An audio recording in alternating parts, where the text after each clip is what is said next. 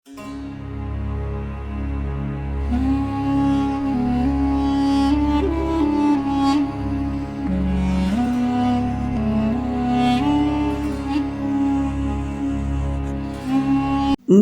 पर मुकम्मल सन्नाटा छाया हुआ था। उस जगह आकर मुझे बेहद सुकून मिलता था, इसलिए मैं 2-4 दिन रहने के लिए अपने दोस्त शुएब के साथ इसके गांव चला आया।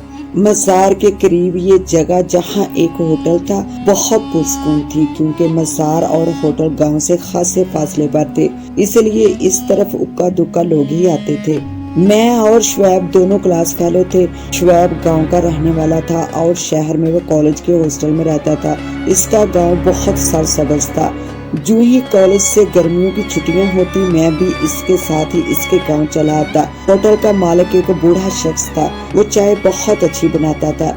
मैं जितने दिन भी गांव में रहता चाय यहाँ से ही पीता था। मैं और शुएब बातों में मगन बेंच पर बैठे थे कि एक 4-5 साल की बच्ची हमारे पास आकर खड़ी हो गई और टिकटिकी बांधे हमें देखने लगी। शुएब ने इसे देखकर मुंह दूसरी तरफ फेर लिया। दफा हो जाओ यहाँ से, क्यों आई हो यहाँ? इसने गुस्से से कहा। बच्ची सहम गई। क्यों डांट रहे हो बच्ची को? शुएब की ये हरकत मुझे पसंद नहीं आई।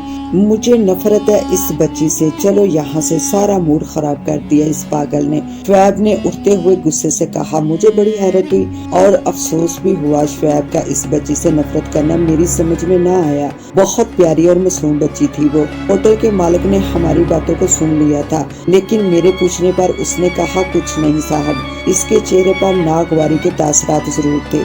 2 दिन रहने के बाद मैं वहाँ से वापस आ गया। छुट्टियाँ खत्म हुई तो शुएब भी शहर आ गया और हम दोनों पढ़ाई में मगन हो गए। कॉलेज की तालीम खत्म हुई तो मैंने आला तालीम हासिल करने की गरज से गैर मुल्क जाने का फैसला कर लिया। अपने मुल्क से बाहर जाने से 1 माह पहले मैं शुएब से मिलने इसके गांव चला आया।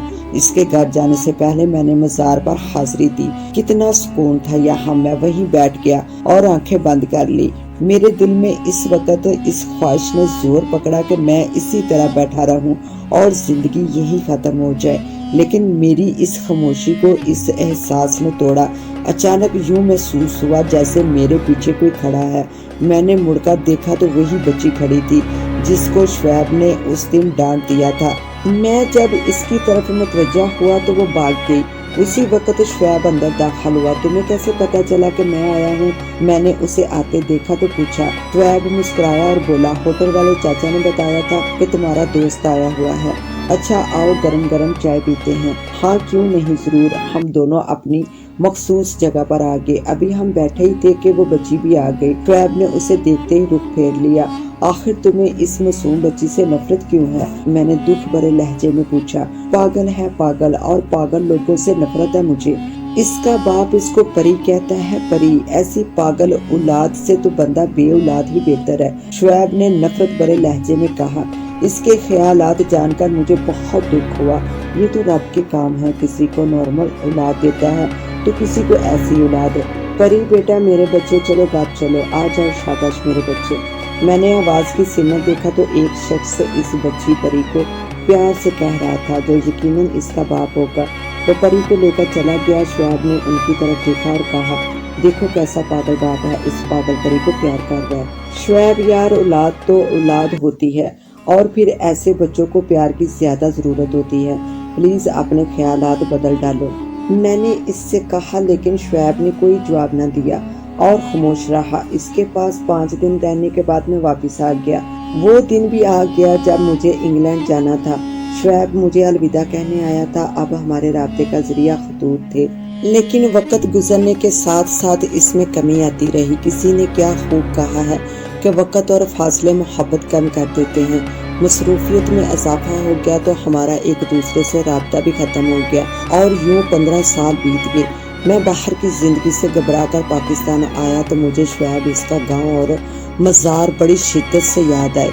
मैं मज़ार पर आया तो सब कुछ वैसे का वैसा था, कुछ भी तो ना बदला था। हाँ, होटल वाले चाचा की जगह एक नौजवान बैठा हुआ था जिसने अपने बाप की जगह संभाल ली थी। ये भी निज़ामे कुदरत है कि बाप की जगह पर इसका बेटा और उसकी जगह पर फिर उसका बेटा। मज़ार पर चहल पहल नजर आ रही थी। لیکن اب وہ پہلے والا سکون نہ تھا۔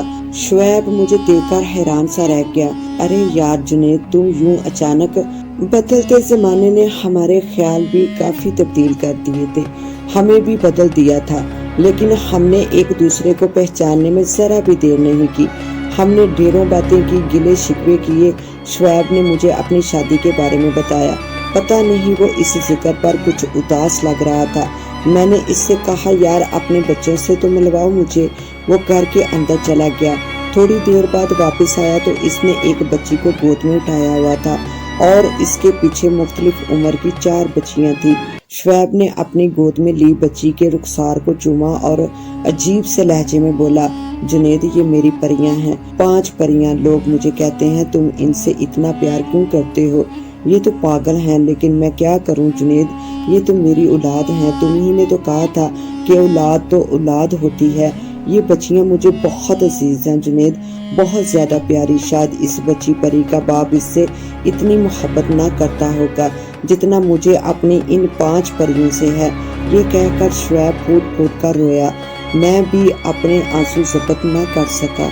واہ میرے مولا، تو نے میرے دوست کی ذرا سی خطا کی اتنی بڑی سزا دی، اتنی بڑی آزمائش دی۔ میں نے اپنے دل میں سوچا اور پھر میں مزید وہاں نہ بیٹھ سکا اور بوجھل دل کے ساتھ وہاں سے چلا آیا مزار کی طرف، کیونکہ سکون تو مجھے وہیں جا کے ملنا تھا۔ ناظرین، ہمیں کبھی بھی کسی کو حقارت کی نظر سے نہیں دیکھنا چاہیے، کیونکہ اللہ تعالیٰ بڑا بے نیاز ہے۔ وہ جو چاہے جس کو چاہے عطا کر دے، وہ سب اختیار رکھنے والی ذات ہے۔ اس کے ساتھ ہی اب مجھے دیں اجازت، ملتے ہیں انشاءاللہ نیو ویڈیو میں، تب تک کے لیے اللہ حافظ۔